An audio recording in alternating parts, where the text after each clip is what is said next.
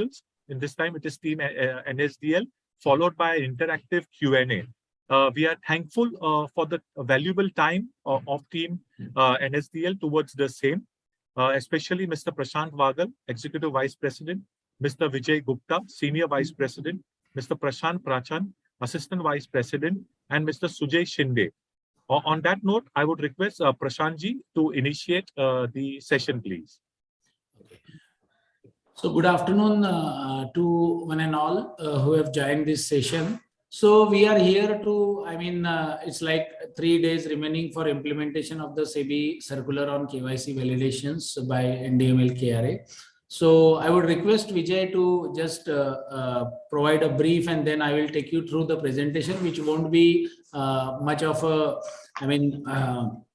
it will be something which will be giving you an idea like what work has to be done at your end and what we have done till now, and then how do we proceed together for implementing the SEBI directions. So Vijay, over to you.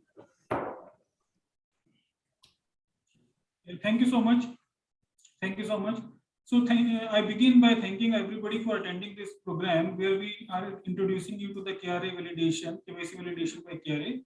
And thanks to w.e.f and particularly to WISP for helping us to organize this session and reach out to you and bring this content to you.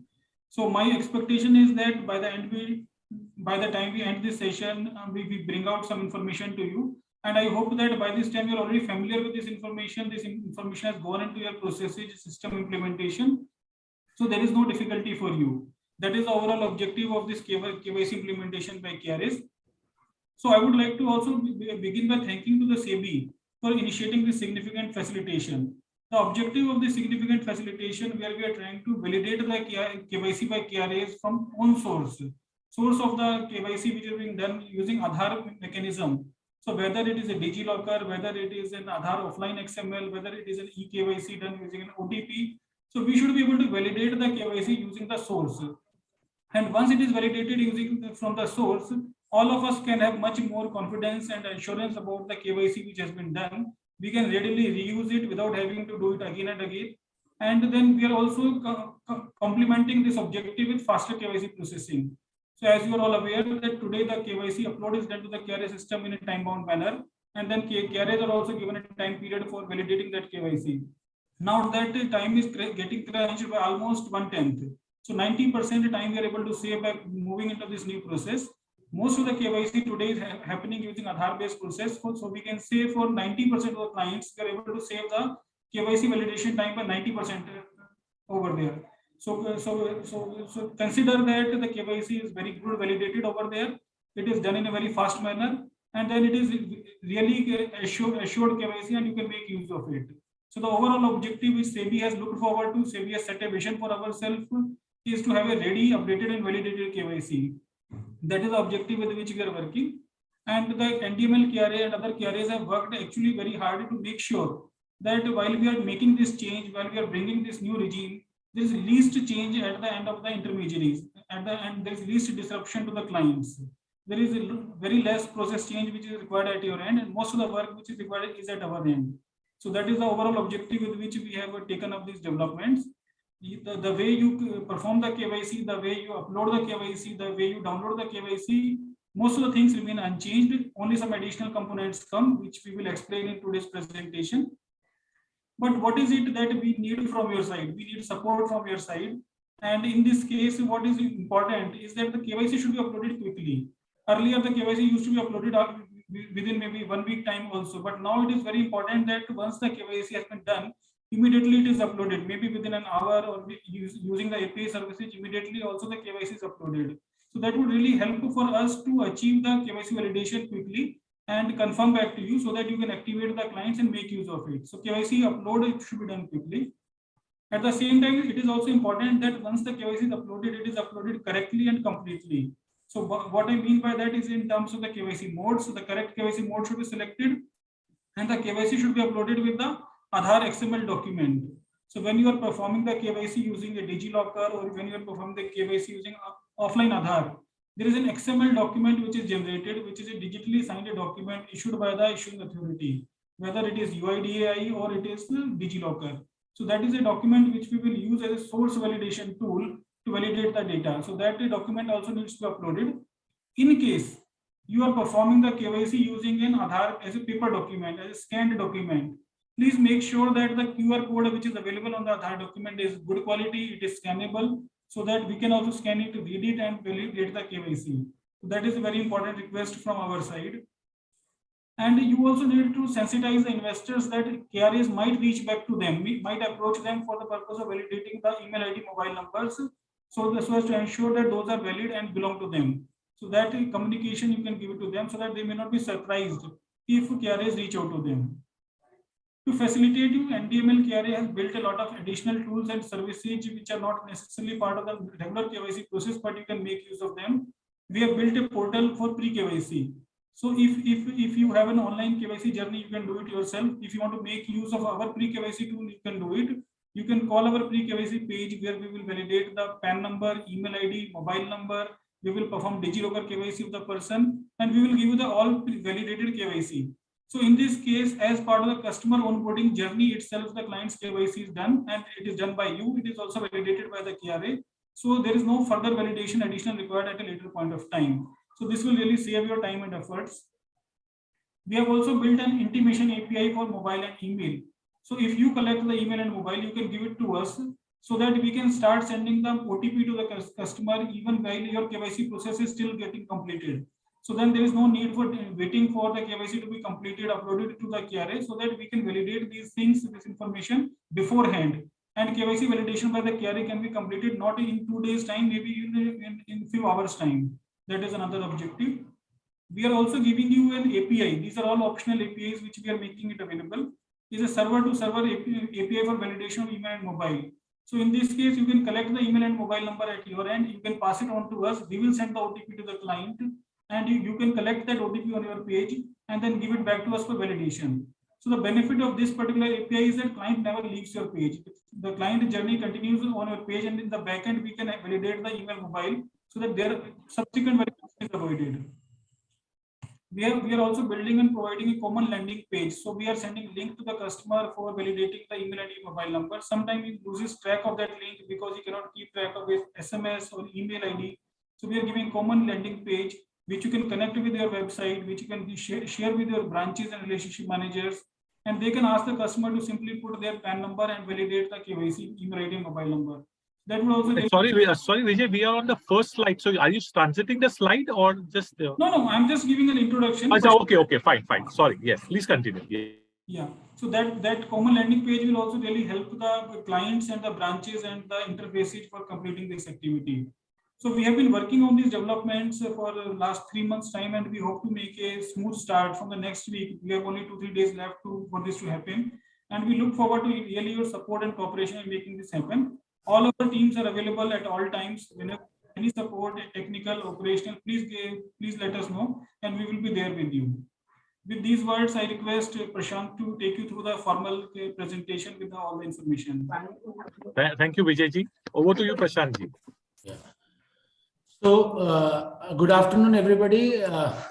Vijay has given us a brief. So, basically, I would like to take you to the presentation wherein there will be many things which would be more crystal clear for all the participants. And I start with thanking all of you to join the webinar, and most importantly, thanking BBF, WISP and team for organizing this for the benefit of all our market participants. So now KYC validation by KRAs is something, what is the title of this. Now the point is that SEBI had come up with a circular on 6th April 2022, wherein the implementation deadline was somewhere in July, and now it is 1st November 2022.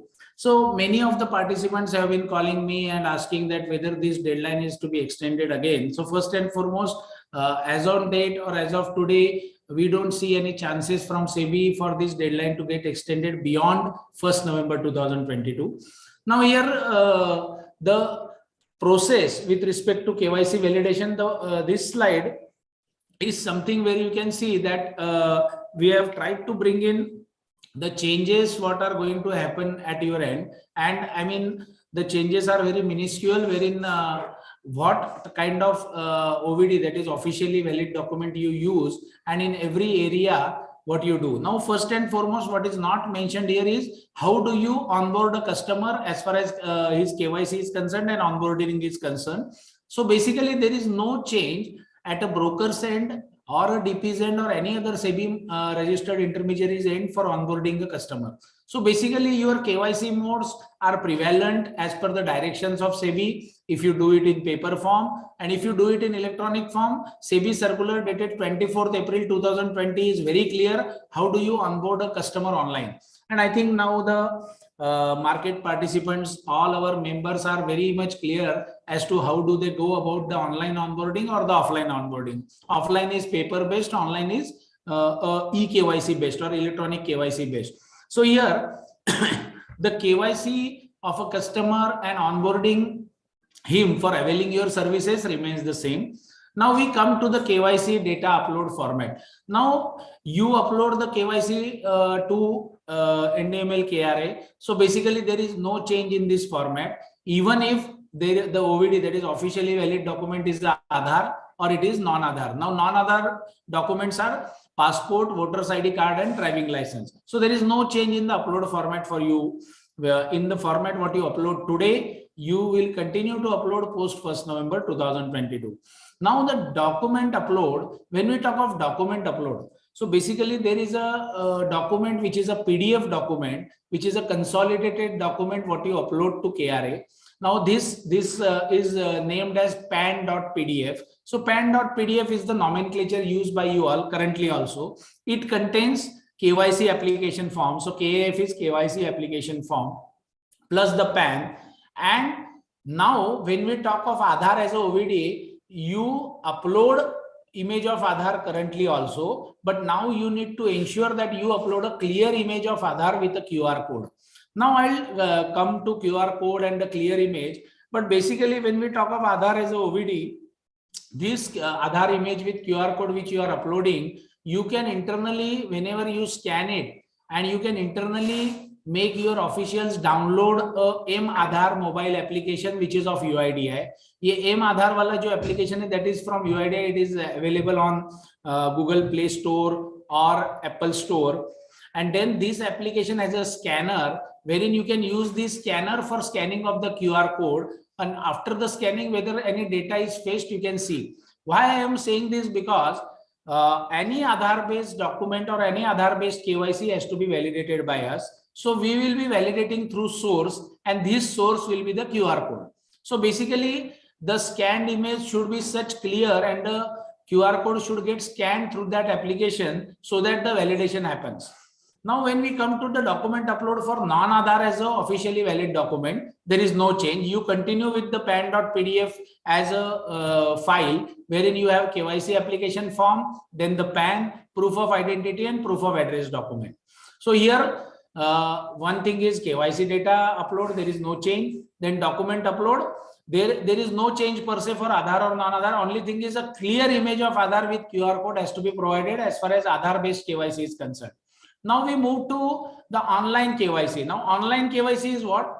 Online KYC will be, now when we say online KYC, it is based on DigiLocker or offline Aadhaar XML.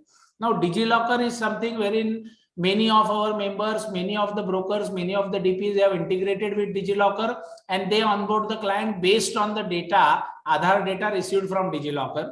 Same way, even some people or some participants in the market have enabled offline Aadhaar XML based onboarding of the investor.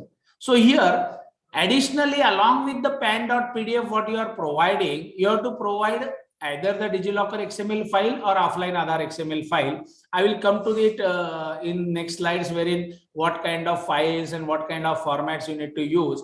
And for non-Aadhaar OVD, there is no change because there is no additional document, source document, which you have to upload. Now, client activation, this point is something wherein we can really, it's a matter of maybe interpretation or clearance or compliance. So here, SEBI circular says that if the KYC of a client is invalidated or invalid, treated as invalid, then the client should not be allowed to invest or trade in the market. So accordingly, the client activation rather per se with respect to the investments and trading will depend on the KYC validation status of that client. Now for non-Aadhaar OVD based clients, there is no change. The extant process what is continued of uploading the KYC data or rather uploading the documents and then the KYC getting registered will continue, and it has no impact on the trading and investment of the investor. Now we come to the KYC download format. Now your online systems are integrated with KRAs wherein you download the KYC or rather you fetch the KYC from the KRA, and once it is fetched, so basically you take a confirmation from the investor that whether this KYC is good to go or it is correct, and once the investor confirms, you use those details and you onboard the client without doing any fresh eKYC for the client. So here when we talk of the download format, there is only one change with respect to Aadhaar based records. Now what is this change? That one more status has got introduced apart from the status what are currently there, which your back office or your systems are capable and they are already capable of consuming the status, or a flag based status what you have been maintaining. So here KYC download format will have a new status which is known as KYC validated. So for a Aadhaar based record, the new status KYC validated has been introduced because SEBI direction says that KRAs have to validate only Aadhaar based records. Now we move to the next thing wherein see the point is now here this slide speaks about what kind of validation are being directed by SEBI for KRAs, and in each type of KYC mode what kind of validation we are going to perform and what are the timelines what are being prescribed by SEBI for that. So here I will tell you that as per SEBI circular, KRAs have to validate the KYC attributes wherein first is Aadhaar and the Aadhaar details, then the PAN of the investor, email of the investor and mobile number of the investor for all KYC records where Aadhaar is submitted as proof of address or OVD. Now this is applicable for even the validation is to be done for the any record which is uploaded on or after 1st November 2022 or on or before 31st October 2022. So here I would like to tell you that which is Aadhaar based record. Aadhaar based record is a record whether either proof of identity or proof of address of a correspondence address or proof of address of a permanent address is Aadhaar. So that will be treated as a Aadhaar record. And the effective date of implementation, we all know it's like 4 days ahead now, 1st November 2022.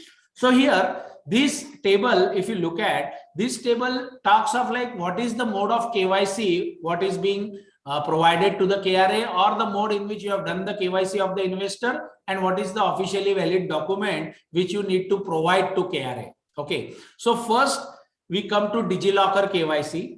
So here DigiLocker KYC, the source document what you receive is a XML file from DigiLocker which you have to share with NDML KRA. Second is a offline Aadhaar KYC wherein you receive, you have to share a XML file extracted from the zip file which is passcode protected. So ideally you receive, whenever you have an onboarding system, you receive a zip file with a passcode from the investor. So once you open that zip and you extract the XML, that XML you have to provide to us. Now here in this kind of both the types of KYC, we will be validating email, mobile, PAN. Then for Aadhaar, when we talk of Aadhaar and Aadhaar details, from Aadhaar from Aadhaar source file, when we say XML files, so these are the source files which are digitally signed by DigiLocker or the UIDI. So here we will be validating date of birth, gender, photo and address. So date of birth, gender, photo and address from this source file will be validated with the data what you have uploaded. Now the timeline as per SEBI directions, what SEBI has provided to us is that T+2. Now T is the day on which you upload the KYC data plus the documents, and +2 days are provided by SEBI to KRAs to either mark it validated or mark it invalid. Okay. So now we move to another two types which are also prominently used in the market as on date. One is a normal KYC and one is a digital KYC mode. Now, normal KYC is nothing but paper-based KYC. Any client walking in your branch or any RM visiting a client, taking the photocopies of his Aadhaar and PAN and verifying the same with original, as well as performing IPV, that is in-person verification, and subsequently scanning the images and uploading it to the KRA. Now here, when you upload this to KRA, as I told in earlier slide, that Aadhaar card, if you are getting, so first and foremost is you should get a clear image of that with a QR code. So some Aadhars are without QR code. Even the old records may have Aadhars without a QR code. That we'll see how to handle that as far as old records are concerned. But from 1st November 2022 onwards, we request you to upload an Aadhaar card with a clear image of the QR code so that it can get scanned. Even going one step ahead, any RM or any branch official or any official accepting such PDF or such photocopy should just try to scan it through AIM Aadhaar application of UIDAI, the scanner of AIM Aadhaar application, and see whether any data is fetched or not.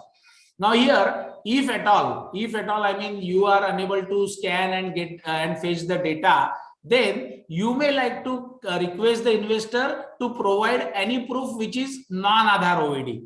Because see, if that QR code is not getting scanned at your end when you scan the PDF, or rather when you scan the QR code, it is very unlikely that it would get scanned at KRA, NDML KRA, and then that record may not get marked as validated. So that time you can always request the investor to kindly provide a passport or a driving license or a voter's ID card, which are also officially valid documents, and so that their KYC can be uploaded and you can onboard them with a non-Aadhaar kind of OVD. So here also these will be treated as Aadhaar OVDs, and we have to do validations of all four rather the areas. So email ID, mobile number, PAN, then date of birth, gender, photo and address, and that the time frame is again T+2. Now when we talk of something wherein the OVD is a non-Aadhaar. Now OVD is non-Aadhaar means either it is a passport or a driving license or a voter's ID. Now these three kinds of OVD, of course there are two more OVDs which are non-Aadhaar, which is NREGA card and National Population Registered card. So NPR card or NREGA card, prominently they are not in use, but maybe some people may have such investors who have provided these kind of OVDs, but mostly non-Aadhaar OVDs are passport, driving license and voter ID card. Now here we will continue with the verification what we do currently. Now what verification we do? We verify the KYC data, what you have uploaded, then the data as per the KYC form is uploaded, and that is matched vis-a-vis the document copy what you have provided. So if you have provided a passport or a driving license or a voter ID, we will match all the details on these POI and POA document with what data you have uploaded, and we also match it with the KYC form. So we continue to do that, and it is as per the extant process. So there is no change in timeline. And of course, as per the SEBI direction, these clients are not required to be stopped from trading and investment because their KYC is a non-Aadhaar based. Now, this slide, what I'm going to present is something wherein it's a kind of a flow of KYC validations at NDML KRA. Now, this flow will help you to understand for each mode of KYC how really the flow will work. Now, here we take first the physical mode. Now, physical mode or the normal KYC. Now, what is this normal KYC or physical mode?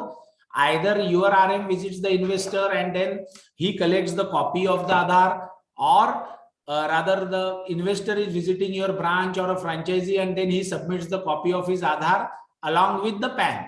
Now here IPV and original seen and verified, the processes as per SEBI directions will continue as is basis. Now here there are two scenarios. One is proof of identity and proof of Aadhaar is a non-Aadhaar, means proof of address and proof of identity is a non-Aadhaar. Now here the flow will remain the same, there is no change. So you have to upload the KYC data as you do currently in normal mode of KYC. So you have to select the mode or type of KYC as normal, and then the document what you have to upload is named as pan.pdf, and this document should contain what? KYC application form plus proof of identity document plus proof of address document plus PAN. So this flow for a physical KYC uploaded under normal mode will continue to be as is basis. There is no change in the process for you, as well as there is no change in verification process for NDML KRA also. Now we move to another mode, the physical mode itself, wherein normal KYC mode is selected by you and where Aadhaar is taken as proof of identity and proof of address. Now here, if you look at the diagram, once you upload the data in this mode with Aadhaar as a proof of identity or proof of address of any correspondence or permanent address, immediately NDML KRA is going to send link. The link is to be sent on the mobile and email ID of the investor to perform mobile and email ID validation. Now, you need to understand this or rather have a look at it for the simple reason that this is something which you may have to tell the investor also, your RMs, your branches, your clients, that such link will be received from NDML KRA by them and they have to access this link so that the validation gets completed as far as their email mobile is concerned. And of course, parallelly, in such cases of physical or normal KYC, you have to upload the document. Now that document upload will continue as is, but you need to be ensuring that a clear Aadhaar image with QR code, with clear QR code is uploaded. Now, why? As I told you earlier also, and as I have been highlighting it again and again, QR code clarity is needed for the QR code to get scanned. And once it gets scanned, we can fetch the data of the investor from it. All the data what is available on the copy, the paper copy of the Aadhaar is fetched through this QR code. And once that data matches with the KYC data uploaded by you, the KYC record gets validated. So it is very important for us to provide this image with a clear QR code.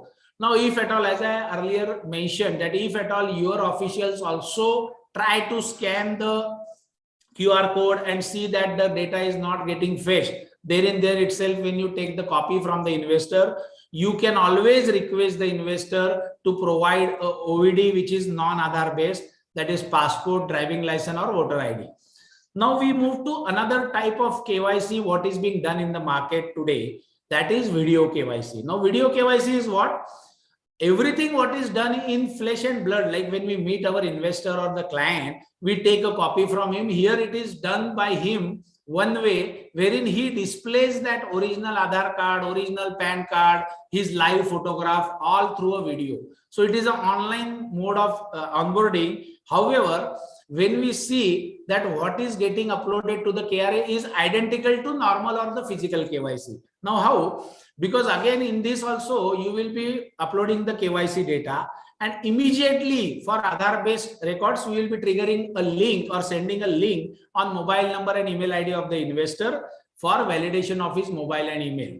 Now here let me tell you, this link is an identical link sent on email ID as well as mobile number. There is no change. So if investor is accessing the link from mobile number, he may not be needed to access it through email.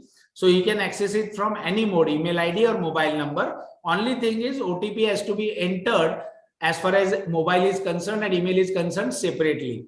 Now, there may be a question in your mind that what if the investor he doesn't access the link or he doesn't enter the OTP for validation? What is going to happen for validating his email and mobile? So I request you to refer to a FAQ issued by us, frequently asked questions which were approved by SEBI and rather directed by SEBI to be issued to the market on June 21, 2022, which says that even if an email or a SMS is delivered on the email ID or the mobile number of the investor, we are going to get a delivery report from the service provider.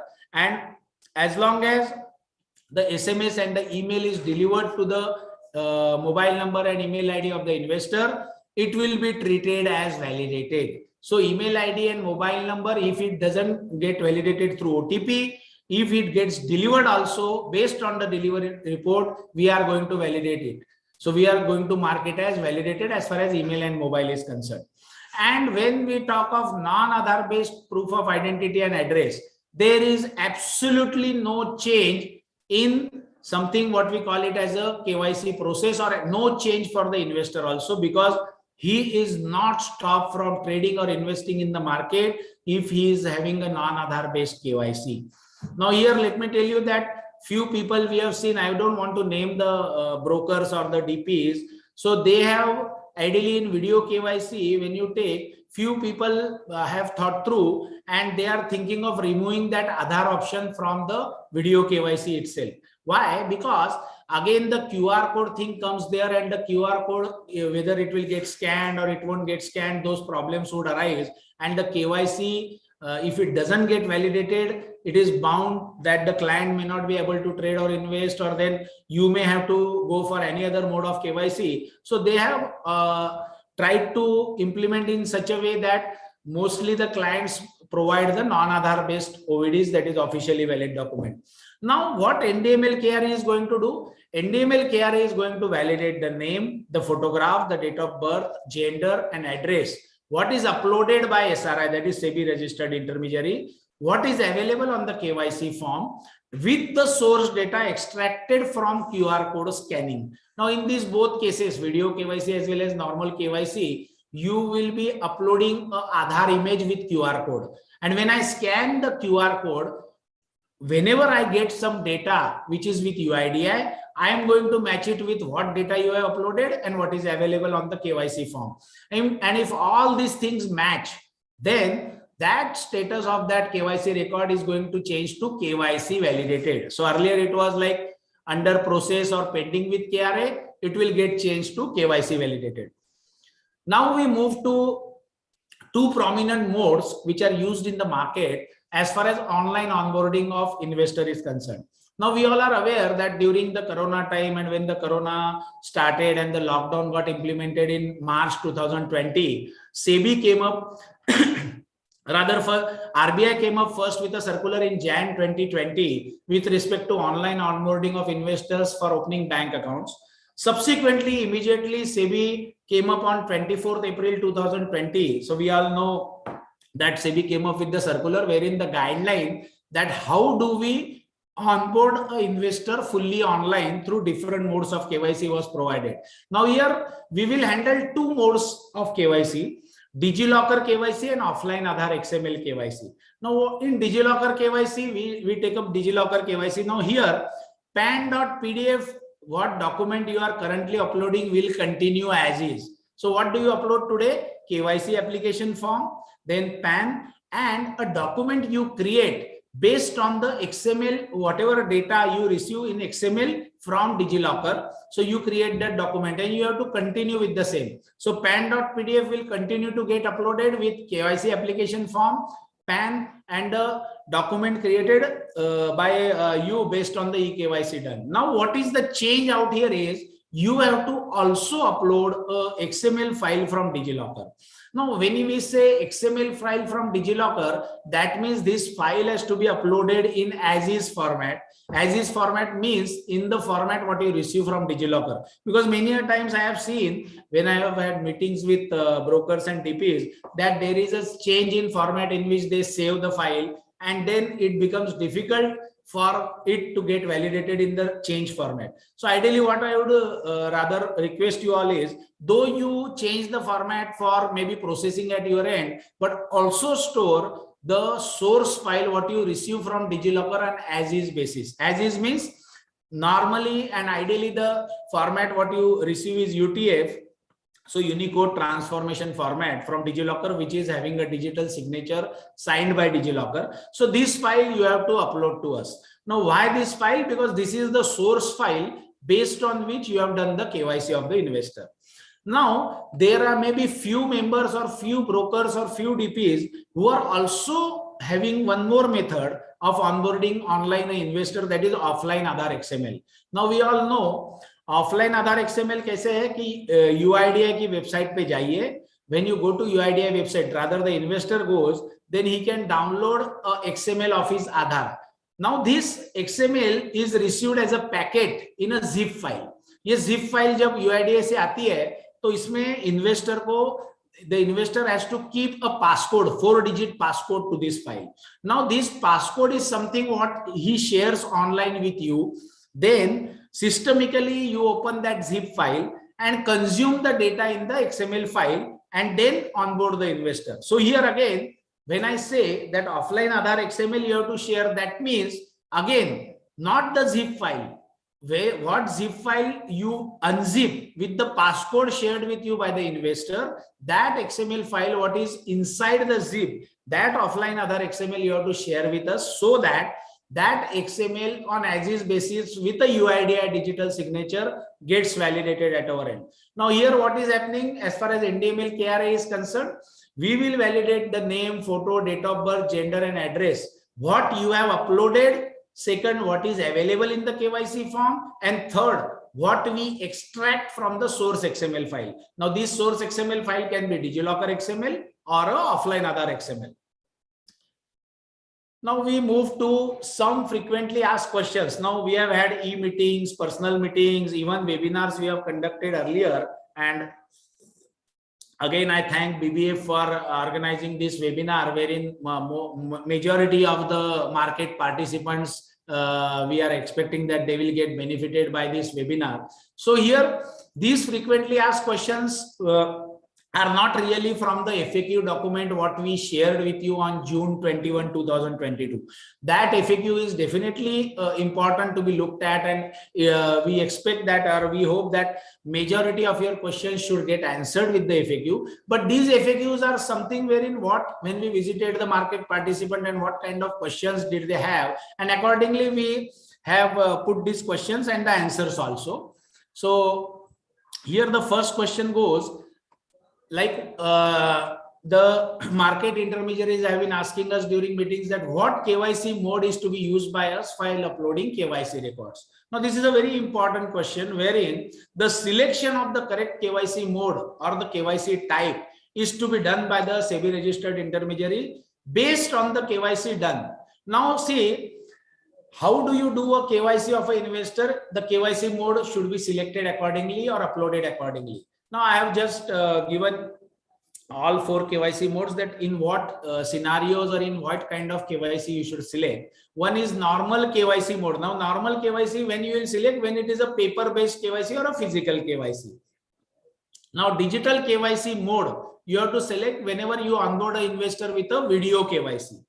Now video KYC is nothing but it is done through video, and every document is provided online by him, not really online, but the document is displayed online and you take the image of that. Then third mode should be DigiLocker KYC. Now these all modes what I am referring, these are available in NDML KRA system, so there is no change on that. So DigiLocker KYC mode you will select only when eKYC is done through DigiLocker. And fourth mode what we are referring here is offline Aadhaar KYC. Now this offline Aadhaar may or may not be available with majority of the brokers, but whoever are having, they should always select the offline Aadhaar KYC whenever you upload or you onboard, not upload really, you onboard an investor through a mode by way of offline Aadhaar XML, which you extract from the zip file, what you receive from the investor with the passcode. Now question 2, what we find important for the market participants to understand is whether SEBI registered intermediaries need to update their client, branches, RMs, franchisees about KYC validation. Now here the answer is definitely yes. Now what kind of updates we expect you to do to the investor as well as your RMs or franchisees or branch officials is, you have to update them that there will be a communication received from NDML KRA on the investor or client's mobile and email. As I already mentioned that we will provide a communication along with a link. Now this link can be accessed either through mobile or through email ID, any one of them by the client. There is no need for him to access it from both modes, email as well as mobile. Now what he has to do, OTP based validation of mobile number and OTP based validation of email ID. Now additionally, the SEBI registered intermediaries are requested to inform to the investor that they should access the link which is received from NDML KRA and perform the validations on the same day of receipt of link from NDML KRA. See, the sooner they do, their data gets validated. So basically the validation process will is getting triggered from us immediately after you upload the data. If you see, normally today, whenever you upload the data and you upload the document, there is a little time lag. So here immediately that link gets triggered so that the validations can get completed as far as the data is concerned. Now we move to another 2-3 questions. First is intermediaries have been asking, is there any specific consent to be taken from investors as a part of KYC application form? The answer is please include a customer consent for Aadhaar-based KYC data validation by KRAs. The model consent format is here, and of course, WISP is kind enough to also place this presentation on the platform, and then which can be accessed by you all. So this consent is something which is a suggestive kind of consent or a model consent. You can see that the meaning and the outcome or the gist of this consent gets replicated on the KYC application form, which is signed by the client. Now, fourth is whether any hygiene to be ensured for DigiLocker XML or offline Aadhaar XML. Now, hygiene means with respect to the file, the originality, the source validation and all. So here, XML file has to be named pan.xml. So we have kept it very easy that pan.pdf is currently in use. So XML, we have to name it as pan.xml. Now here, when we talk of offline Aadhaar XML, when we say pan.xml, it is not the zip file. You have to unzip and provide the XML file after the passcode. So here you have to provide the actual XML file and not the zip file as far as offline Aadhaar XML is concerned. From DigiLocker, you get a XML file which you have to provide on as-is basis. Now, this file should not be tempered. That is, it has to be in Unicode transformation format, UTF, and it has to be digitally signed. Of course, all files what you receive from DigiLocker or offline Aadhaar through UIDI, they are digitally signed or they have a digital signature. So you have to upload those things to us. Now, third is validity of the file should be within 3 days of performing KYC. Now, when I say performing KYC, so the day on which such file is received by you, that is the day of performing KYC. And I think that date is entered mostly by people on the KYC application form, what we call it as a KYC declaration date. So basically that should not be 3 days, more than 3 days old. And this is coming up from what? This is coming up from SEBI circular dated 24th April 2020. Now, last question here is whether KYC modification has to be uploaded with KYC application form having a verifiable e-sign or ink sign of the investor. Now here, as per SEBI approved FAQs, the answer is yes, because any KYC modification done has to be accompanied now with a KYC application form.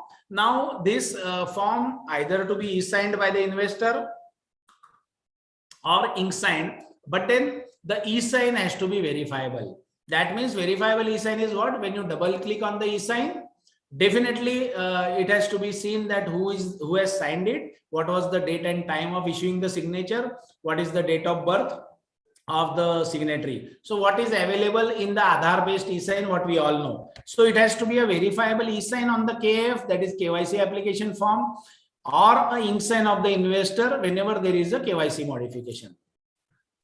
Now, all these things pertain to what existing flows are there, and then you have 3 modes of uploading the KYC data or the KYC modification. It is screen-based one by one, or screen-based maybe bulk, or API-based, which we all have, means which NDML KRA has and which have been used by the market participants.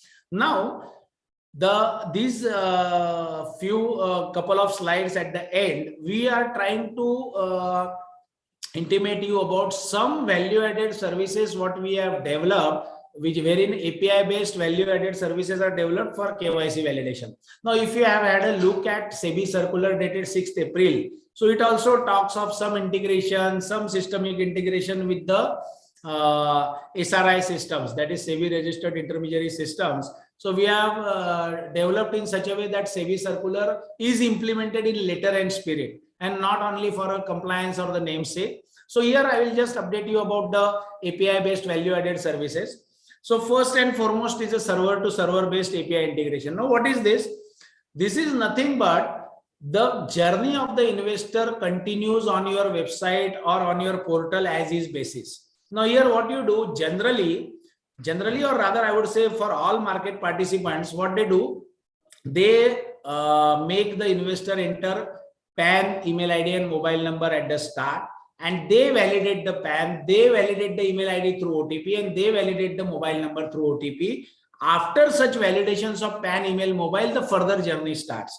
Now here server to server integration is something wherein your server will integrate with our server. The PAN, email ID, mobile will be entered on your website, and that PAN, email, mobile you will share with us, and we will validate it. So if you share the PAN with us, we will validate the PAN and provide a response to you. If a mobile number and a email ID is shared, we will send the OTP to the investor, which he will enter on your portal, and you will provide a response to us. So here ideally what is happening? Everything is happening. OTP generation is happening at our end, but entry at your end. PAN, email, mobile entry is happening at your portal, and we are validating it and providing your response. So ideally this kind of integration would be saving you, or rather wherein you don't have to validate separately the PAN, email, mobile. That will be done directly by NDML KRA, and then you can continue the further journey on your portal itself. Now here the most important point remains is whenever you upload the actual KYC data, we are not going to validate PAN, email, mobile again, because you already have taken this server to server based API integration through us, and we have already validated it during your onboarding journey itself. Now the second kind of integration what we talk is redirection based. Now redirection based integration is what? That whenever a investor starts his journey on your portal by entering of PAN, email, mobile, you redirect him to NDML KRA URL. So we have the journey wherein PAN, email, mobile and eKYC through DigiLocker will be carried out by NDML KRA on our URL or on our portal, and we provide the response to you. Now here again, you get the response of validation of PAN, email, mobile, as well as the eKYC fetched through DigiLocker of that investor, and the further process of onboarding will be continued on your website. So this is a redirection based model wherein you redirect the investor for these 4 things to us: PAN, email, mobile and eKYC through DigiLocker, and then we provide you the response, and we also transfer the investor from our URL to your portal again for completion of the further journey such as bank account verification and all. Now we move to the third kind of API. It is just an intimation or push API. Now what is this intimation or push API? It is nothing but investor again visits your website for starting a journey or for getting onboarded. He enters PAN, email, mobile, which is again 99% common process what is followed across the market, because before these validations nobody wants to allow the client to move ahead. Now here what happens, whenever he enters the PAN, email, mobile, you just trigger a push API and provide these 3 details to us. Now why this push API may be useful is you will provide us a PAN, email, mobile in the first go itself when the customer is getting onboarded. So whenever again, when you upload the actual KYC data to NDML KRA, the validation of PAN, email, mobile will be through, it will be done, so that then again that thing, the time required or rather the activities required at our end as well as the investor end to validate the same. So we'll get some time, some buffer that during your onboarding journey or maybe till the time he signs his form and completes the journey of opening trading and demat account, the validations are through. Now, fourth is we are also implementing something wherein on our portal, an investor can come and validate his KYC data. Now, this is something wherein there are 2 options. One is like the investor can visit us, visit our website. Second is you can put a URL of our website on your portal wherein you can redirect the investor to our portal for performing the validation. Now here the investor, when he comes to us, he enters his PAN and then he can complete his OTP based validation of email, mobile, and also perform DigiLocker based KYC. So NDML KRA has already an integration with DigiLocker, and this integration helps us. And also now SEBI, because of this SEBI circular and the gazette notification of carrying out KYC validations, we can also perform the DigiLocker based eKYC of the investor for validating. So initial onboarding, definitely the SEBI registered intermediaries have to only perform the KYC of the investor. But again, for validation of that KYC, the investor can visit our portal directly. Now here, this last slide is something about what is the support available at NDML KRA.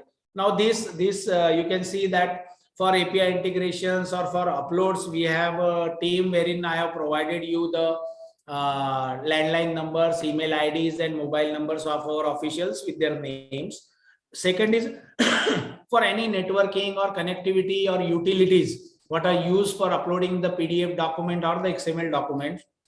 We have a separate team, KRA, NDML KRA system support team. And definitely there are many queries with respect to time taken for processing of KYC records or any policy level queries or operational queries or any status update of a KYC record, or maybe how do you use the NDML KRA system, maybe functional usage or you get stuck somewhere. So we have a separate team starting from NDML KRA help desk with 3 levels of escalations. So here, anyway, we are going to share this presentation by email with Wispy, wherein he can place it on the platform and then everybody can access. So I think Wispy, we are done with this. Sure, we are done with the presentation. Yeah. Done. Thank you, Prashantji. Thank you, Vijayji, for this presentation and a lot of queries also in terms of FAQs also what you shared, which was very nice and lucid. I'm sure there are a lot of clarity has come. However, if any members would like to ask their questions, please, we request them to raise their virtual hand so we can take you in one by one. Prashantji, a request to stop screen share so we can do it. I will just stop sharing. Sure. Dianaji, your question, please. Has it been stopped, Wispy? No, not at the moment. Yes, now it's done. Thank you. Okay. Yes. Hemanji, your question, please. Request to unmute yourself and ask your question. Hemanji. Diana, your question, please. I think Wispy. Right. Yeah, we have some 7-8 people who have, I think, entered the questions in the Q&A kind of a thing. Yes. That also, sir, I'll read it out. The first one is kindly share the process for NRI clients in detail. Okay. So Vijay, you would like to take or shall I take it? Yeah. So I have also attempted to answer a lot. Yeah. You have attempted that over there. So I think 2-3 people have asked a question with reference to the NRI. So I think the primary point which is there in case of NRI is that how the information will be communicated to the NRI on the mobile. So because it is not a domestic mobile number. So first point that we have already communicated is that we are sending a link, which is a common link on the email ID and the mobile number. And so that link will be sent. And we are also hosting a common page on our website where the person can in any case can come and perform the KYC validation. Now, second part of this question, what people have asked is that although the link would be common, but still the OTP will be different. So whether the OTP will be delivered and to the foreign mobile number. So answer is yes. So that would also be supported.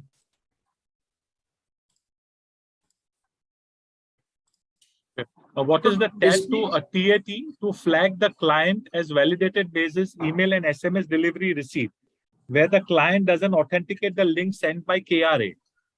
See, basically for kind of KYC upload is done. So we trigger the link and till the time the document gets uploaded. So see, the timing for getting the KYC record in toto validated is provided as T+2. Now, when we refer T here, T is something where the KYC data plus the supporting document plus the XML file, source XML file, what gets uploaded. So these 3 things, when they come, so the T starts. So basically when all these 3 things come, and then the question is like in how much time the delivery report based validation of email and mobile will happen. So let me tell you that after these 3 are received, we are targeting to complete it on the same day what you upload all the 3 things to us. So delivery report, frankly speaking, we have an API with the service providers for providing us a delivery based status of the SMS sent on a mobile as well as the email sent to the email ID. So that will get updated immediately within a very short time. That's what we can say. The NDML's API of PAN validation will also provide us the Aadhaar seeded with PAN flag and name as per income tax in response.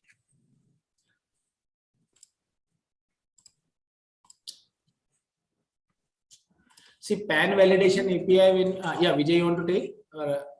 No, no problem, go ahead. Okay, so validation, when we talk of see S2S integration or PAN validation through redirection based model. So definitely when we provide you the response, so you can, we will connect separately and you can seek a integration document from us wherein the response provided, what data is provided to you, wherein you have asked two questions. So name as per PAN and the PAN Aadhaar linkage status. So these two definitely are available when we verify it through the income tax database. So in the response, we will be definitely providing you the same.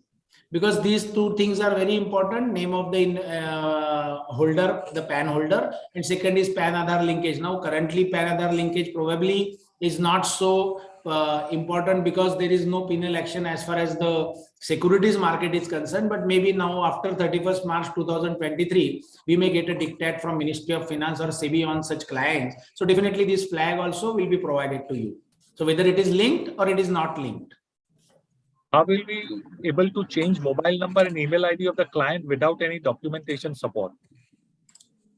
See, documentation support, when we talk of, as I mentioned, that any kind of KYC modification, any attributes which are getting modified should be accompanied with one document, that is KYC application form, which has to have a verifiable e-sign or a ink sign. So basically, when we talk of documentation support, if there is a change in address, so definitely there has to be again a source XML file if you have done through DigiLocker or a offline Aadhaar XML or a copy of Aadhaar card. So there the document are required as far as KYC modification in address is concerned or gender is concerned, wherein these things are to be substantiated. But when a mobile or email is getting modified, definitely the KYC application form supporting that modification, which is ink signed with the ink signature or a e-sign by the investor, has to be provided.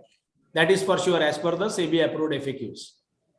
What is the process of validation? Vijay, you want to just speak. Sure, Vijay, you want to add up something to this KYC modification? No, that is perfect. So your answer is perfect. I think most importantly, when somebody is coming for email change or a mobile change, usually at his own level will first validate that information by sending the OTP. And then once it is done, it can generate that KYC modification form and lodge it with the KN. Yes. What is the process of validation in case of Instigo? Will it be taken care by NDML itself? So let me take that. So in case of Instigo, we support all the modes of KYC. We support a DigiLocker, Aadhaar offline XML, and going forward, we would be supporting eKYC using OTP and biometrics also. So there anyway, all these modes are supported, and Instigo is also integrated with the KRA system. So that would be automatically taken care of.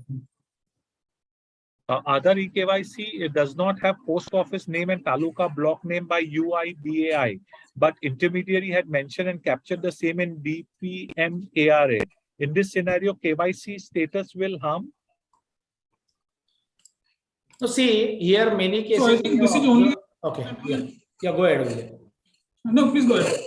Yeah, so I think this is only some supplement. Cases, that PIN code doesn't match with the district, what is available with post office, postal department, what UIDAI is giving, or probably it's the other way around, as somebody has raised this question that the postal code may not be there or district or taluka is not there. So frankly, such cases will be handled with respect to the other details of address line 1, 2, 3, whatever are available, and the fear or the KYC record getting invalidated should not be kept for the simple reason because the other details have to match, and you have additionally entered in KYC data because you found it out, and then probably you entered the correct PIN code and the correct state or the correct district or the correct taluka, which helps to build the address well. So that should not be a showstopper or a blocker for the KYC record to get validated. That's what we can say. Investor can validate the data by using NDML KRA website. Is it applicable for KRA updated basis uploading offline scan image on KRA? See, basically, when we talk of that investor can visit our website and do the KYC validation. So here we refer to any mode of KYC which is wherein Aadhaar is a OVD. So frankly speaking, see, I am telling you that from 1st November, whatever gets uploaded on or after 1 November is something which has to be validated in T+2 days. But SEBI has granted us 6 months, that is from 1st November till 30th of April, to validate all the KYC records where Aadhaar is a OVD. Now here, definitely the investor visiting on our portal and then he entering his basic details and then subsequently getting the validation. So the question relates to something wherein he has given Aadhaar image, okay, and that image may or may not have a QR code, okay, whatever is uploaded in the KYC record. Say in 2015 some intermediary has uploaded a Aadhaar without a QR code or with a QR code, and that QR code may not get scanned. So any investor who is visiting our website can validate the email and mobile with OTP and also perform a eKYC through DigiLocker, and then that data what we receive from the DigiLocker will be matched with whatever KYC data you have uploaded as far as his normal or whatever paper based Aadhaar is concerned, and his KYC record will get validated. So definitely investor himself can also validate his own KYC record with us. Does the KYC application need to be uploaded in order to modify contact details? Yes, the same question I think we took, mobile and email. So contact details are that. So anyway, KYC application form with a verifiable e-sign or a ink signature has to be uploaded for such modifications also, as per the SEBI approved FAQs issued in June 22. Do we get an option to check the status at our end if the client has authenticated the OTP successfully? No, the status change for any KYC record today also, the process is that the KYC record status gets updated at the KRA end. So basically when you upload, it is under process pending with KRA, then we process it, either it gets in KYC registered or it goes on hold or it goes KYC rejected. So basically the same process would continue after 1 November also, wherein the status will get updated by the KRA itself, because KRAs are casted the responsibility of doing the validation. So there is no change in that. I mean, today also the status of any KYC record is not rather updated or modified at the SRI end, SEBI registered intermediary end. It is always at the KRA end. So it will continue. Okay. Can client trade without being tagged as validated if KRA status is verified? Now see, there is a catch in it. KYC status is verified means the client may be in KYC registered status, right?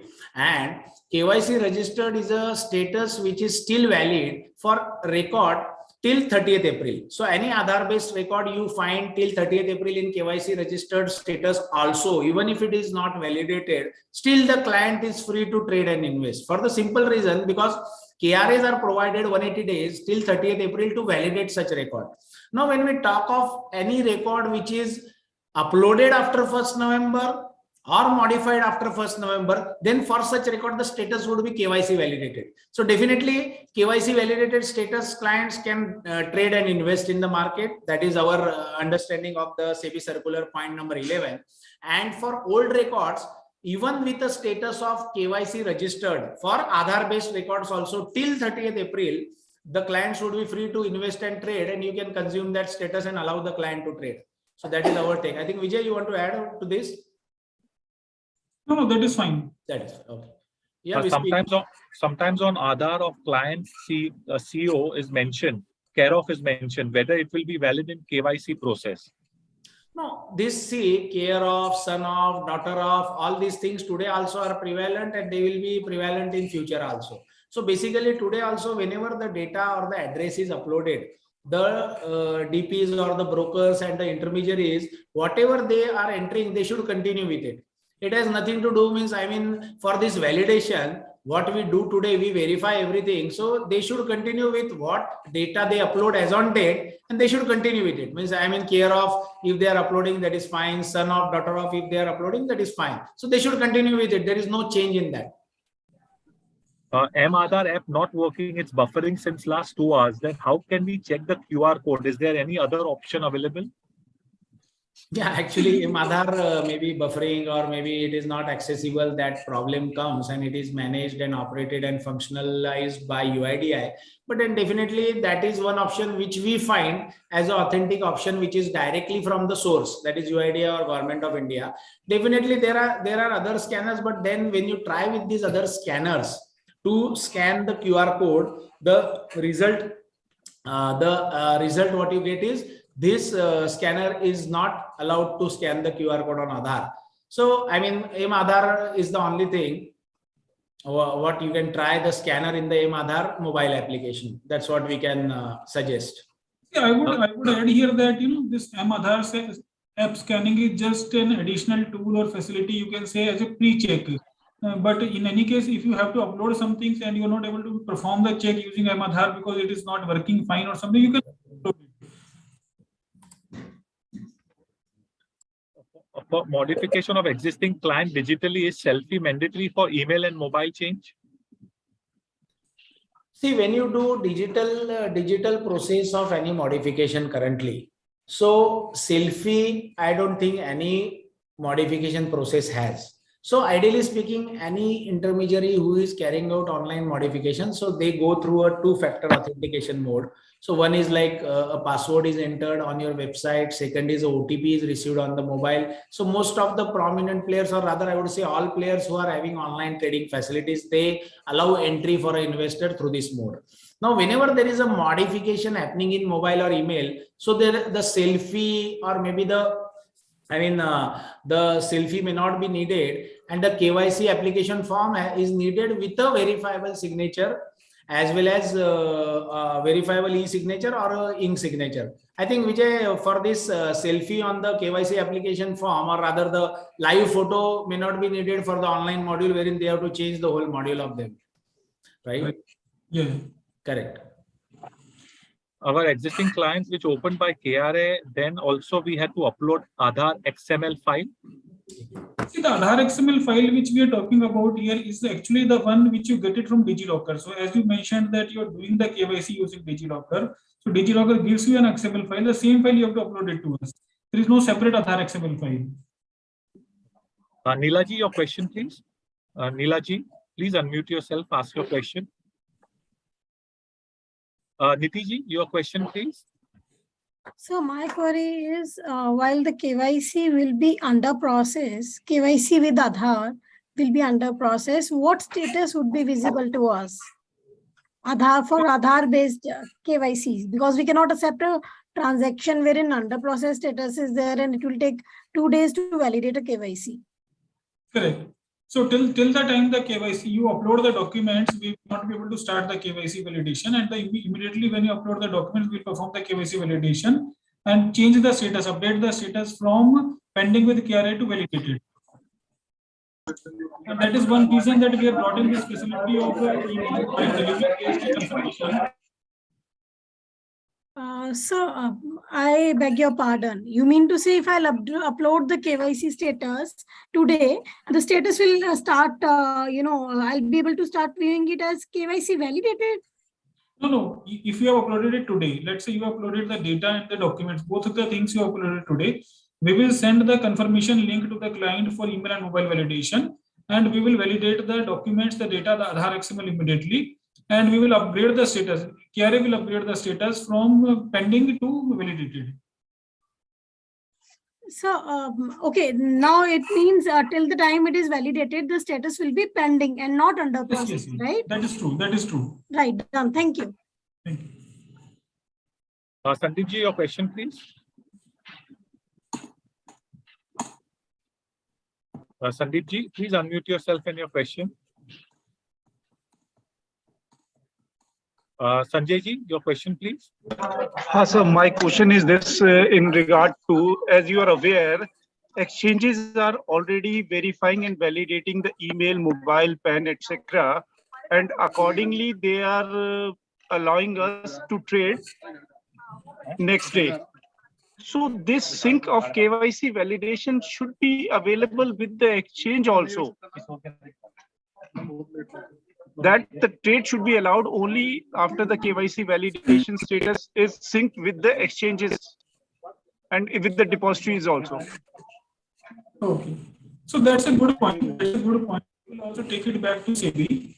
But the point here is that, to my mind, is trying to consolidate and centralize the KYC validation.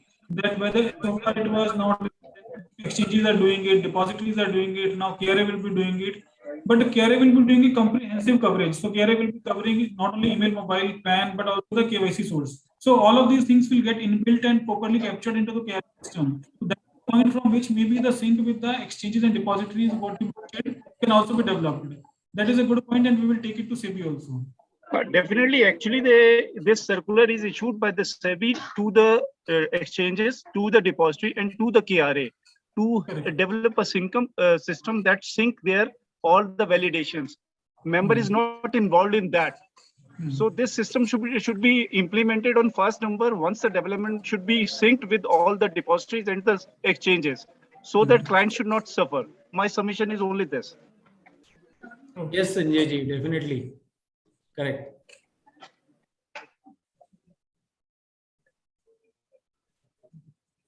Yeah, Preeti ji, your question, please. Preeti ji.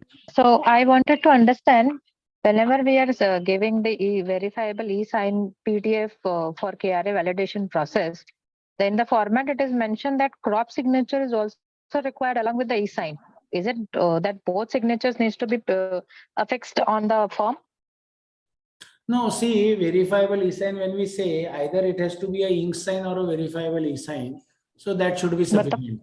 So see, crop signature, what where you are coming from, Preeti, is from the 24th April 2020 circular. Am I right? Yeah. So then the crop signature plus a verifiable e-sign may not be needed. So verifiable e-sign should suffice on the KYC application form. Yes. Okay. Client cannot trade until status change from pending to KRA validated, and this will be done in T+2 days, right? Akshay, actually, I think this question from Akshay talks about the trading or rather investment by the client and all. So, but then ideally speaking, KRAs may not be the right authority to comment on this, but as per point number 11 of SEBI circular dated 6th April 2022, they say that unless the KYC is marked as invalid by the KRAs, and then again it is validated, the client cannot trade. So here we will try the time frame what is provided to us is T+2. So we will try that it gets validated or put on hold on the T day itself, or maximum is T+1 day. So you are right. The question is raised that T+1 should be fine. Praveen ji, your question, please. Yeah, hi, Praveen here. So I have a query. I'll join later. So the query here is in the KRA PDF, which we upload when the KRA's data is modified. Is it mandatory that digitally signed validation PE has to be there, or I can give a crop signature of the customer also? So Praveen, will do. To answer this question, you are referring to a KYC modification done in any of the KYC attributes. Am I right? Correct. Correct. So here, as per the FAQ, what is published by us and what SEBI has approved, SEBI has told us to publish. So here there are two things. KYC application form has to be accompanied with every kind of modification now. Second is the KYC application form should have a ink signature or a verifiable e-sign. Okay, so now when we say ink signature, so ink signature is something wherein you can upload only after scanning it. Am I right? Today also, if somebody is signing a KYC application form or trading account opening form and demat account opening form, you just scan it and upload it to the KRA under the mode normal or physical KYC. So here, only cropped signature may not suffice for the simple reason that he has to sign on it with the ink signature and you scan it and upload it. Or secondly, it has to be accompanied with a verifiable e-sign only, and cropped signature is not required. So in the digital journey, when the wet signature is collected, that is not sufficient the activity. That will be sufficient. No? You have to just scan the form and upload it. You scan the original, right? No, the customer is uploading the with signature, right? The signature which he captures and he uploads in the journey. Okay, we capture that in the e-signed PDF. Okay, can I get the snapshot of that and I can upload it with you? No. See, the point is whenever the KYC, whenever there is a change in these KYC attributes. So today also, whenever you change the attributes as far as Demat account is concerned or trading account is concerned, so whatever process you follow, so there may be a form which may not be a KYC application form, but then it is a form what you may have designed which has all the contents of a KYC application form. Am I right? Correct. So basically, Praveen, when you do this for a trading account or a Demat account, whatever process you follow there, you have to follow the same process here. So there, the process followed is something wherein like you get a ink signature of the client on the form, maybe he visits your branch or RM visits him, and this form you can scan and upload to us. That should be fine. So crop signature, something like you are saying, he fills the form online and you post or paste a crop signature of his on the form may not be sufficient to be. So in that case, you need a digital signature. Verifiable e-sign. So digital signature means a verifiable e-sign wherein we click on it and then we sign it. Yeah. Got it. Thanks. Okay. Thanks, Praveen. Tirumuruganji, your question, please. Tirumuruganji, you can unmute yourself and ask your question. Sir, good evening. I am Thirun from Aditya Billamani. Okay. Sir, I have two questions here. Actually, that from 1st November 2022 onwards, so can we allow the customer to trade based on the initial KYC? For example, if I raise the modification from 1st November, then modification will be changed to under process. So in that scenario, the initial KYC will be registered. So under situation, can we allow the customer to trade based on the initial KYC which was registered earlier? See, basically, Tirumuruganji, there are two things. One is any KYC you modify or any new KYC, fresh KYC you upload post 1st November is as good as a fresh KYC. Okay. So now what treatment you are going to give to something what you upload after 1st November will be the same treatment what you have to provide to that old record what was already in registered status and now it is being processed. So the point is, as I mentioned earlier, that we will be processing the KYC on T day most probably, and T+1 would be maximum. So basically, when we talk of such modification or a fresh upload, the tag remains the same or the target tag remains the same for NDML KRA. So here, stopping the investment or probably stopping the trading is something we cannot comment on. But then the KYC registered status when you uploaded or rather when you onboarded the client is definitely important because that time you onboarded him with that status. And probably you are thinking of a scenario wherein the modification may go on hold. Am I right?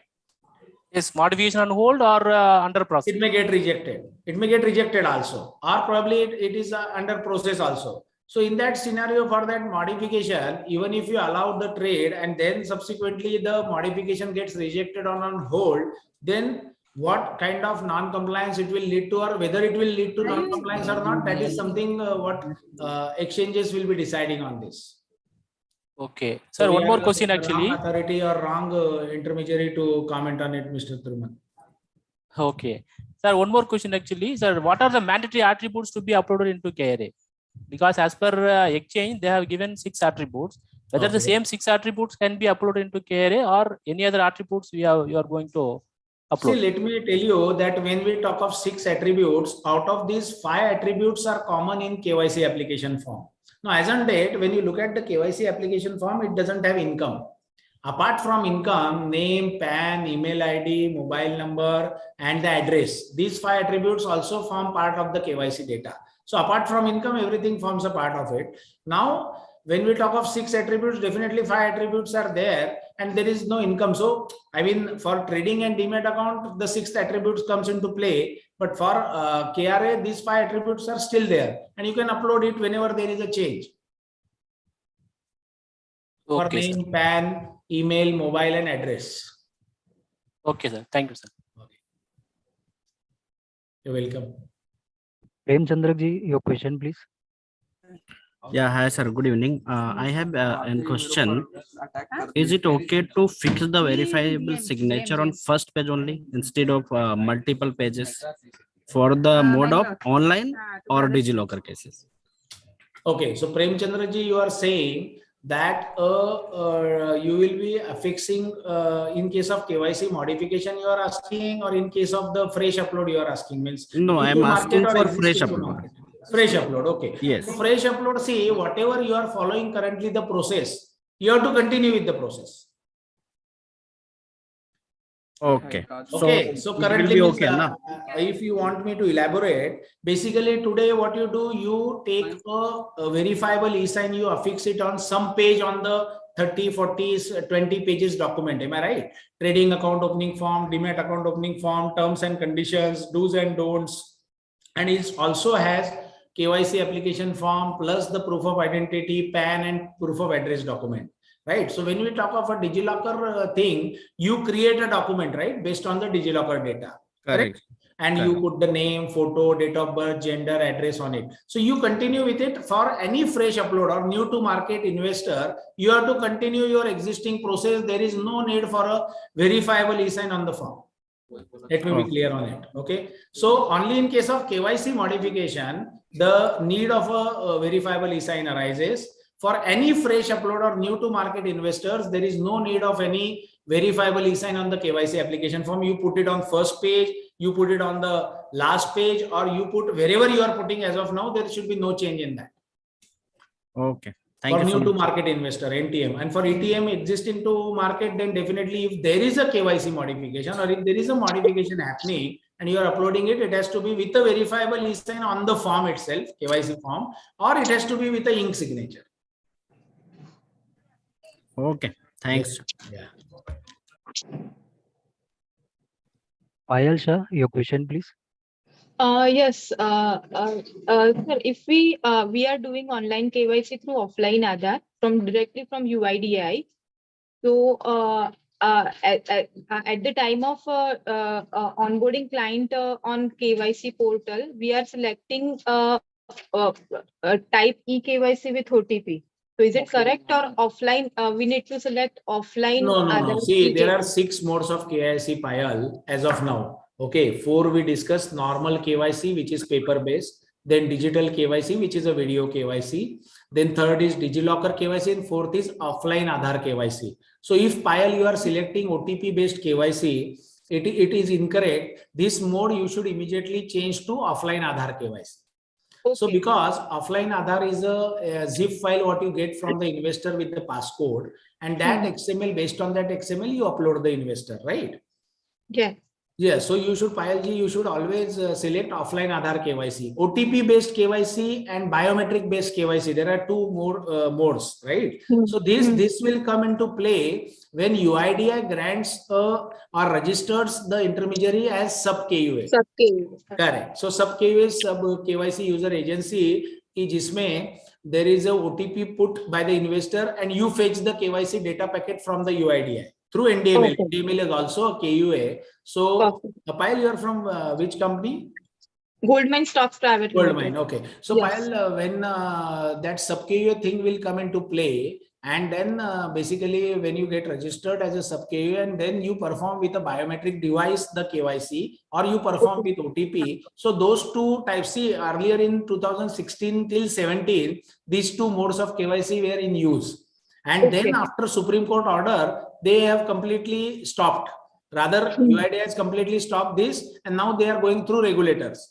So sub KUA route is the one wherein SEBI will recommend the name of the intermediary, they get approved in Gazette, and then they get registered with UIDAI. So definitely NDML is got registered as KUA, and we have been forwarding applications to UIDAI for getting registered as sub KUA. So once that thing gets operationalized and active, that time this OTP based eKYC you can use, if at all the mode of eKYC is OTP. So currently for your offline Aadhaar based XML, you should use offline Aadhaar KYC. Okay. That's the KYC you should select. Or one more thing I would like to ask, sir. अगर सिर्फ हम contact details में change करते हैं modification के through, तो अगर जो KYC application form है वो without photograph चलेगा और yes, without photo it will do, but it has to be with the ink signature or a verifiable e-sign. Correct. और एक और क्वेश्चन ये है कि अगर अभी इस टाइम हमने क्लाइंट को ऑफलाइन आधार बेस ई केवाईसी सिलेक्ट कर दिया, क्लाइंट अभी 1 आध साल के बाद वापस से मॉडिफिकेशन के लिए आता है, सपोज एड्रेस चेंज करना है, तो वो अगर वो फिजिकल फॉर्म में करवाए थे, तो do we need to change the type of KYC? Correct. See, KYC modification, now you are saying that 1 year back he came with offline Aadhaar. Now again he is coming with a physical copy of say passport. Correct? तो passport वो दे रहा है, मतलब वो non आधार हो गया.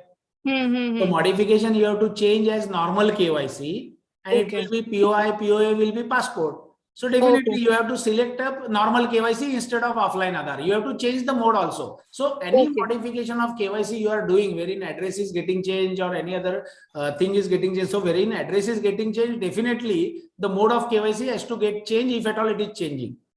Perfect. Okay. Thank you. It may happen that offline Aadhaar में वो वापस भी आ सकता है for the simple reason that he would say कि he has updated his address in Aadhaar now. So he may give you a copy of the Aadhaar with a QR code, or you can enable him from offline Aadhaar XML also. Okay. Thank you. Sir, good evening, sir. Thirumurugan from Aditya Birla. Prashant, sir. Actually, I have two questions. I have two questions, sir, actually. Okay, my first question is whether we have to check the KYC status every day.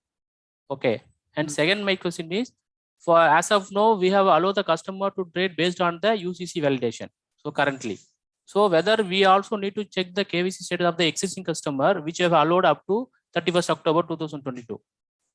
Okay, so Thirumuruganji, I will answer your question in two parts. One, you have mentioned about UCC status. Another is you have mentioned about KYC status. Am I right? So basically, monitoring of the KYC status or monitoring of the UCC status. Now, UCC, whenever you upload to a stock exchange, definitely maybe in T+1 you get a permission for trade. After you get the permission for trade, you map the UCC of the investor to your trading terminal. Am I right? And then only you allow the investor to trade or transact in the market. Now here there are two things. What we are planning is ki, when you upload the UCC, we request you to also upload the KYC data so that those both things go in sync. Now, secondly, I will tell you that many of the brokers have started maintaining, or they have already maintained a flag as far as the KYC status is concerned of the investor, and they update the flag or update the status on a periodic basis. So as you said, do I have to monitor daily, or do I have to monitor weekly, or do I have to monitor maybe thrice in a day? So that is something wherein you can always monitor for the PANs which are available with you. Now here we have 2-3 modes. We have an API wherein you can inquire for the KYC status. Second, you have a login on our screen wherein you can get the inquiry of a single PAN also, or you can upload a file with multiple PANs, 5,000 PANs in a go, for inquiry of status of the KYC of these PANs. So these 3 modes are available with you, wherein you can always update the flag, maybe at a periodicity decided by you, and probably what is the requirement provided to you by the exchange, and accordingly you can update the flag. But as far as UCC is concerned, definitely unless the permitted for trade permission rather is granted by the exchange, you do not allow the client to trade. So that's what validation is being done by the exchanges as on date, and then subsequently they allow the permission to trade. Yes, sir. Yes, sir. You're correct. But I asked one more question also, actually, that what about the existing base which you have already available in our front-end system? They are currently doing trading. Okay. Correct. So what about that customers? Whether for those customers also I have to recheck the KYC status currently? No, see, for that customer, as I told you, as long as they continue in KYC registered status till 30th of April, there is no problem, because we have timing for 6 months or 180 days provided by SEBI for Aadhaar based customers to get them validated. Now, if at all of a customer of yours, if the status goes on hold, or if there is a modification which goes on hold, still the old KYC record is registered status. If that modification also gets rejected, then it is okay, because old record or old KYC record, what is the fresh registration done earlier, it is still in registered status. But if the modification goes on hold, that means that PAN holder, maybe through other SEBI registered intermediary, has uploaded a modification which has got on hold. So that impact on your trading with that investor, I think you should seek clarification from the stock exchange on this. That is my request. Okay, what about your opinion, sir? Actually, No, there is. I cannot give an opinion because as a KRA, I am not authorized to give any opinion on this. Hope you understand. okay. Hello, hi, hello, hi. This is Shiva here. Yes, Siva. My theory is now if the client is already KYC registered and he comes and opens the account with me, and in that case, the modification is only subject to an email or a mobile number change. Okay, and there is no Aadhaar and all this. No, all the other things are already there. In that case, too, whether I should wait for the KRA to get validated or I can go ahead and just upload the information and ask the client to do the trading. See, frankly speaking, mobile and email, when we talk of, as long as they are valid, and I hope that in your process also, when you accept such mobile and email, okay, as a broker or as a DP, Siva, so you must be doing a OTP based validation on that. Am I right? Or OTP, you just accept those? What do you do? We just go ahead and update, update it. Okay. Yeah, so on these updated things, then you start continuing sending the electronic contact notes as well as the debit SMS. So that is post, no, sir. So that is post, no? No. So now, you update it and you update it and just immediately you start sending. If I trade, then I receive the SMS on that, correct, right? Correct. Right. And you allow me to update those with a two-factor authentication. Am I right? Yeah, correct. Okay. So now here, when we talk of the KYC validation of email and mobile, wherever there is a modification only on the email and mobile, I would say that we are also going to validate it based on the delivery report. So on the day you upload, we are trying to do that in the same day or T+1. So you can always monitor the status of such validation and then proceed. So what you're saying is, now see, there are two things to it. No, one is because there is a cutoff from the exchange also. Right now, if it is a new client, okay, before 5 o'clock, I need to add this, the UCC upload, okay, to be done, so that the client can do the trading the next day. Otherwise, the client will not be able to do the trade. Now, along with that, if there is an email ID and mobile number change, then I have to wait till the you guys validate it and then allow the client to trade. Right? In that case, otherwise, I'm as per compliance, I'm not actually without the KRA getting validated, I'm asking the client to do that. I agree, because for fresh client or there are two things which are involved, as I think from Aditya Bidla, the gentleman asked that there are two things. One is the KYC has to get validated for Aadhaar based record, and second is the permission for trade has to be updated from the exchange. So definitely, yes, I am with you on this. So even other things also, right? If it is not even email and mobile, even other changes. No, validation means it will be complete. Basically, yes, name, PAN, email, mobile, and address. Any change. Yes. So whenever we update a KYC record to validated, that means all things are validated. It won't be a partial validation, Siva. Correct. Okay. Okay. Yeah, Vispi. Prashantji, we have one more question. Harkeshji, Kumar, your question, please. Yes. So good evening, Harkesh. This side from Raleigh. Yes, my question is regarding the modifications. Hanji. Is the photograph is compulsory for the modifications or not? Because whenever there is a modification in address, so then the photo and the complete KYC form field has to be there. Whenever the modification relates to email and mobile, the modification form may not have the photo, or rather you can put the old photo what you have of the client on it, but it has to be with a verifiable e-sign or a ink signature. So photograph is something wherein photo may be clicked when you have onboarded the client. Definitely you have those photographs, right? When we talk, I think there were questions wherein a cropped signature has to be put on it. So people had that question. So in the same way on the KYC application form, you can put the photograph available with you, and with a verifiable e-sign or a ink signature, you can provide it to the KRA. No, sir, actually client come for any sort of modification. At that time, we'll have to. Hello. No, I think we are losing you, RKG. Harkeshji, can you repeat yourself, please? Hello. Am I audible? Yes. Yeah. When we raise any modifications there, the photograph with photograph is compulsory for email and it is mandatory for email and mobile also or not? RKG, that's what I am telling you. Whenever you have a form, so ink signature वाला form है, तो उस पे photograph देंगे वो खुद ही, And if at all it is a e-sign with a e-sign form, you can always put the photograph from your existing database and provide the form with a e-signature. But if at all you don't provide for email and mobile, we should accept it, but it has to be with a verifiable e-signature or a ink signature. We should tally with our records. And so same is applicable for interoperability also. If the client interoperability is something wherein whatever is the requirement, it should be common across KRAs. I think Vijay, would you like to comment on this? Yeah, I would like to come in here, and I would also like to make a point that a lot of questions have come with reference to modification. Now, modification is a process which basically means that there is a client record which is already there in the KYC system, and you are making a change to that. Change could be in anything. It could be in name, address, date of birth. It could be in correction of a record. It could be email ID, mobile number. The most important and most regular areas of change might be email ID and mobile number. So that is where the process has been implemented by the KRAs so that a validation can be done, so that somebody's email ID and mobile number are not changed in an unauthorized manner. That is where the e-sign has been implemented over there.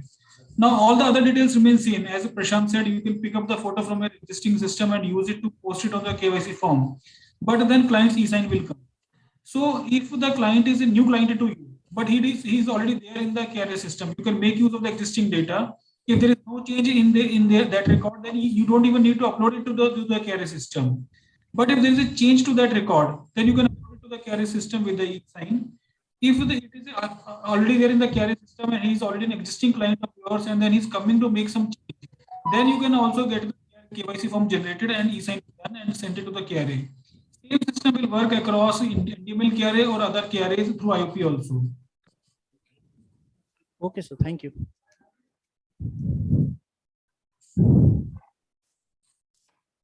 Prashantji, Vijayji, as we come close to the session, I would request some few closing remarks from your side in terms of a message to our members in terms of implementation as the 1st November date is live.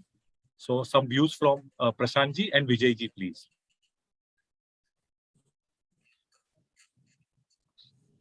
Thank you for the audience and listening to all the points and suggestions. And from the reactions, responses, and queries of the people, we could gauge that they have been deeply into it. They have understood, explored the matter, and maybe taken up the required development at their system end or process and also to implement it. So this gives me confidence that now we are going ready with it. People have some final questions, last minute areas of clarification.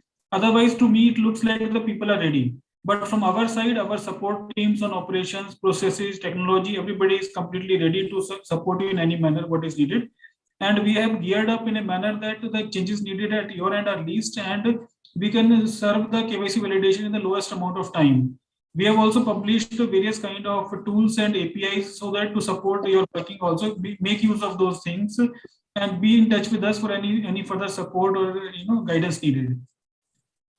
Thank you, Vijayji, for your kind message. Prashantji, would you like to say something? Actually, most of the questions what we got is also feedback what people have. So they have reached to such a stage that they have reached on a question wherein all the basic things are taken care, and then as Vijay has rightly mentioned that they have already done the needful as far as the system and understanding of the circular is concerned. And definitely I would say that from 1st November, maybe for a week or 10 days, everybody in the market has to learn practically and in production how things work, and we are there to assist you. Even your team will be having maybe not a tough time but little difficult time to maybe cope up with the demand of the investor, rather why my KYC is not getting validated, or why you have stopped my trading, or why you are not allowing me to invest and all. But then definitely we would gradually sail through, and maybe in a week or 10 days this should smoothen up, and probably we all will be successful in implementing the SEBI directions in letter and spirit. And most important for BBF, that we would request rather in front of all that we would like to again have a webinar or kind of thing with you, Vispi, wherein we also learn, and then maybe at November end or maybe probably in December 1st week we have this, and then that time also much of the practical experience what people have had and even we have had, so we can share with each other and then we all can benefit. So that's what I would. Prashantji. Of course, we can have a post session once, as you rightly said, that the practicality will come when the things have been initiated. So we can have a post review session also. And to conclude for today, Prashantji and Vijayji, thank you so much for giving us your valuable time. It was indeed a pleasure. Thank you for giving so much of clarity and thoughts on towards the FAQs. You'll be surprised that we had 300 plus members who had attended today the event. There were a lot of queries which we have solved. Thank you once again on that. We look forward to the presentation because many members have requested for the PPT, which we will be loading it on our website shortly. And to add that if any members have any concern, you can please reach out to w.e.f through our support desk, Chetan Bhai, who is handling that. So any questions, you have our email and number, you can reach out to us. You can also reach out to us for help through connecting with team NSDL or NDML. Please let us know on that. So on that note, once again, have a great weekend. And Prashantji, Vijayji, your valuable inputs, I'm sure they would have given much of ease to our members with regards to the topic. And have a lovely weekend to all of you once again. Thank you so much. Thanks, Crispy. So I will share the presentation with you through email, which you can post it on the platform, right? Definitely, we will do that, sir. Thank you, Thank you very much. Thank you, members, for joining in today. Thank you, team BBF. Thank you so much. Thank you, sir. Thank you. Bye.